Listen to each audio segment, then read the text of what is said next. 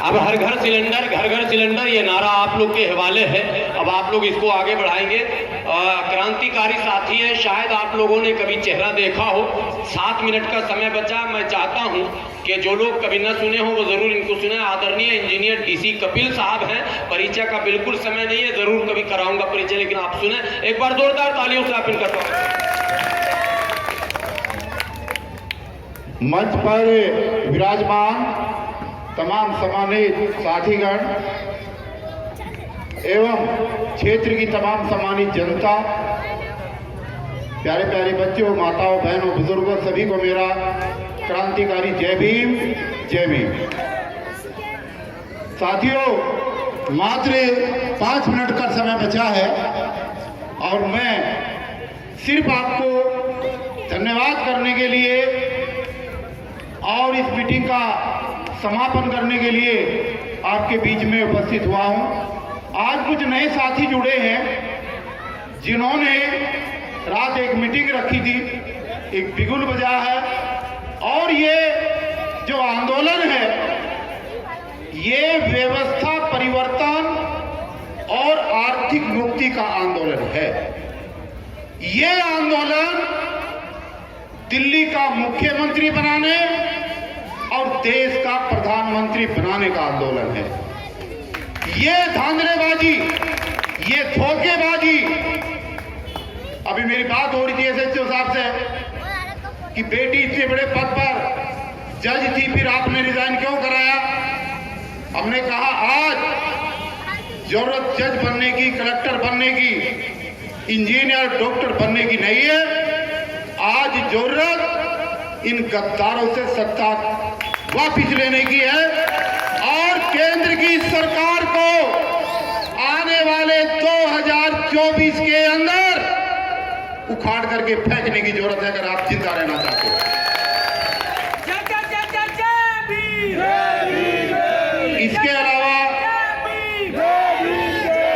इसके अलावा कोई चारा हमारे पास नहीं बचा है। ये एक सेमीफाइनल है, ये चुनाव एक सेमीफाइनल है।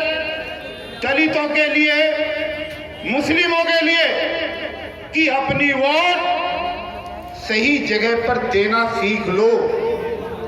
कहीं ऐसा ना हो कि 2024 के बाद इस देश के अंदर आप वोट देने लायक ही ना बचे। ये चेतावनी है।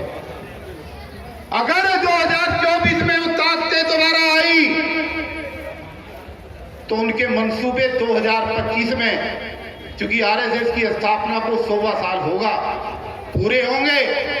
ये हो सकता है कि जैसे देश के अंदर नोटबंदी हुई थी रात के 12 बजे, एक दाढ़ी वाले शख्स ने रात को कहा कि आज से 1000 और 500 के नोट बंद हो जाएंगे, और हो गए।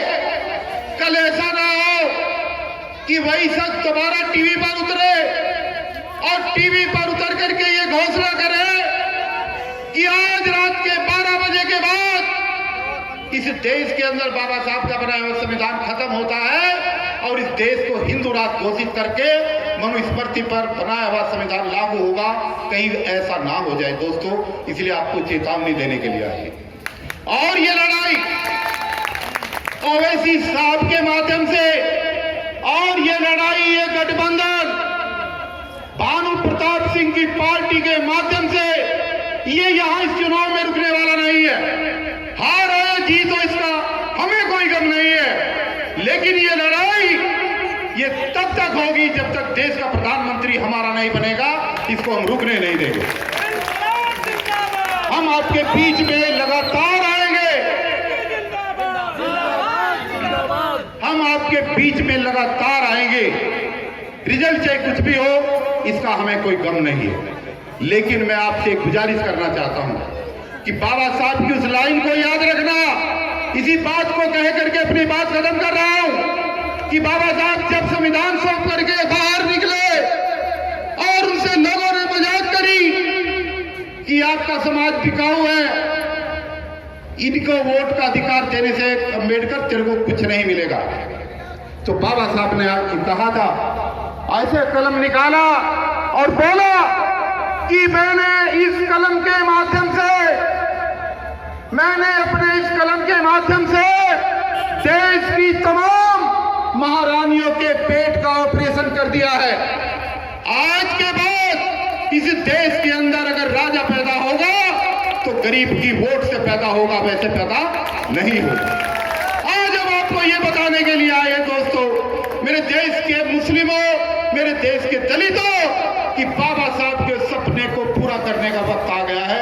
आज जिन लोगों ने बाबा साहब की मजाक उड़ाई थी, आज उनके मुंह पे जूते मारने का वक्त आ गया है। इस चुनाव के अंदर आप लोग ईमानदारी के साथ दलित और मुस्लिम सब इकट्ठे हो जाओ, कोई भी बड़ी बात नहीं कर सकता। नेता आते हैं, उनको सबका वोट चाहिए, हमें किसी का वोट नहीं चाहिए, बढ़िया ब्राह्मण किसी का वोट नहीं चाहिए, मुझे सिर्फ दलित और मुस्लिम का वोट चाहिए और किसी का वोट नहीं चाहिए। इसलिए आए हुए तमाम साथियों का धन्यवाद करते हुए मैं इस मीटिंग का यहीं पर समापन करता हूं। जय भीम, जय भारत। दलित मुस्लिम